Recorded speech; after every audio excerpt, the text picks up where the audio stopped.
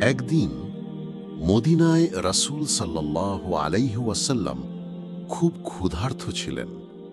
তিনি কয়েকদিন কিছু খেতে পাননি। এক সাহাবী এসে তাকে কিছু খাবার দিলেন। রাসূল সাল্লাল্লাহু আলাইহি ওয়াসাল্লাম বললেন, এই খাবার শুধু আমার নয়, বরং যার ঘরে কিছু নেই তার সাথেও ভাগাভাগি করতে হবে। তিনি নিজে না খেয়ে সেই খাবার অন্যদের মাঝে ভাগ করে দিলেন।